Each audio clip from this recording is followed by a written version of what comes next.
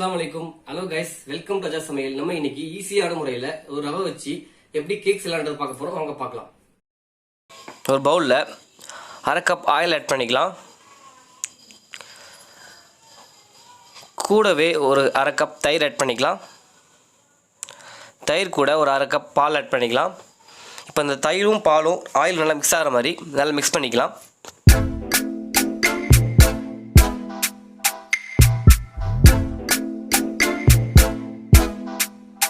இப்போ தயிரும் பாலும் நல்லா ஆயில் மிக்ஸ் ஆகிடுச்சு.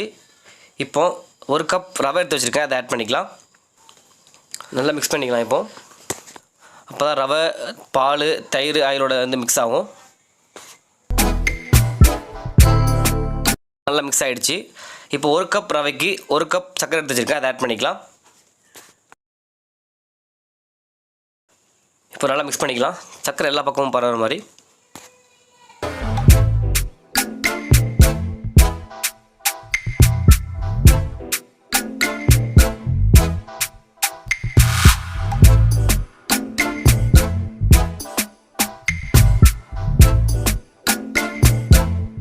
இப்போது நம்ம ஆட் பண்ண சக்கரை நல்லா கரைஞ்சி வந்துருச்சு. இப்போ மேலே வடிகட்டி வச்சு அதில் அரை கப் மைதா மாவு போட்டுக்கலாம்.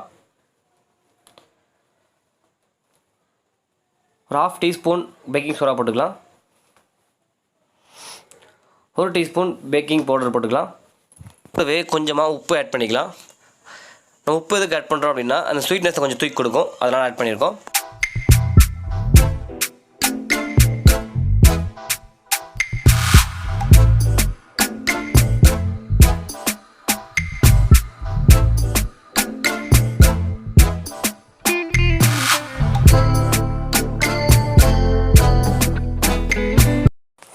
அதையும் போட்டு நல்லா மிக்ஸ் பண்ணிக்கலாம் விஸ்க் வச்சு.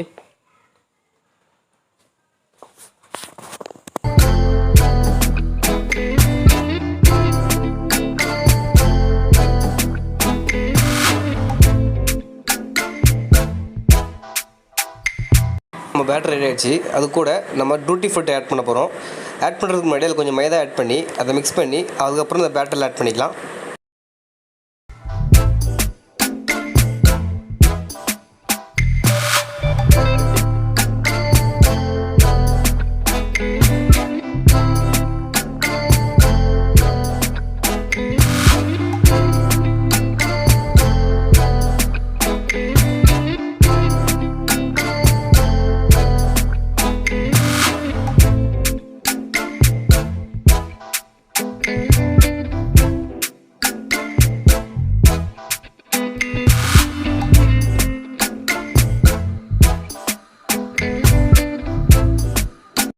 இது கூட கொஞ்சம் வெண்ணிலா எசன்ஸ் செட் பண்ணிக்கலாம்.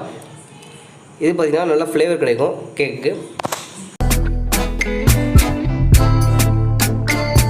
இப்போது நம்ம கேக் பேக் பண்ண போகிற டின்னில் கொஞ்சம் ஆயில் ஊற்றி இந்த ஆயில் எல்லா பக்கமும் ஸ்ப்ரெட் ஆகிற மாதிரி நம்ம கை வச்சு தடவிக்கலாம் ஃபுல்லாக எல்லா பக்கமும்.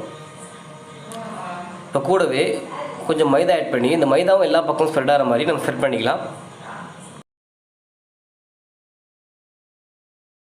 இப்போது நம்ம ரெடி பண்ணி வச்சுக்க பேட்டரை இதில் ஆட் பண்ணிக்கலாம்.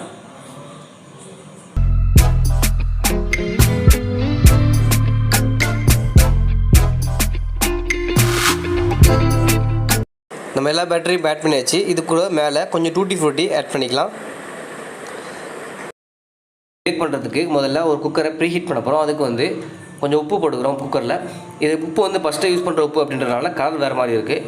உப்பு போட்டு உப்புக்கு மேலே நம்ம வந்து ஒரு பிளேட் வைக்க போகிறோம். சின்ன பிளேட் இது வச்சுட்டு அதுக்கு மேலே நம்ம கேக் ரெடி பண்ணி வச்சு டின்னை வந்து உள்ள வைக்க போகிறோம். வச்சு ஒரு 30 மினிட்ஸ் நம்ம வந்து குக்கரை மூடி இப்போ நம்ம வந்து பேக் பண்ண போகிறோம். அது குக்கர் மூடும் போது விசிலும் அது உள்ளோட ரப்பரும் எடுத்துடணும்.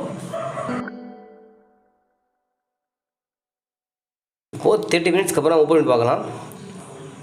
இப்போது நம்ம வந்து ஒரு டூத் பிக்கோ இல்லை கத்தி வச்சு நம்ம உள்ள கொத்தி பார்க்கணும். ஒட்டாமல் வந்துச்சு அப்படின்னா கேக் வெந்துருக்குன்னு அர்த்தம். பார்த்தீங்கன்னா ஒட்டவே இல்லை, எதுவும் க்ளீனாக இருக்குது. ஸோ கேக் வெந்துருச்சு. இப்போ வெளியே எடுத்துடலாம். அதை எடுக்கிறதுக்கு முன்னாடி நம்ம சைடு வந்து ஓரம் வந்து எடுத்து விட்டுறணும். அப்போ தான் வந்து கேக் க்ளீனாக வரும்.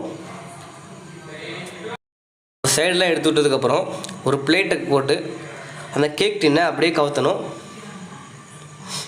அப்போ தான் நமக்கு வந்து கேக் கரெக்டாக வரும்.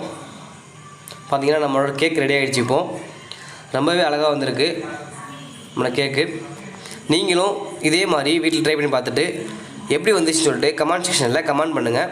அண்ட் லைக் பண்ணுங்கள், ஷேர் பண்ணுங்கள், மறக்காமல் சப்ஸ்கிரைப் பண்ணிவிடுங்க. கூடவே இருக்க அந்த பெல் ஐக்கானையும் கிளிக் பண்ணிக்கோங்க.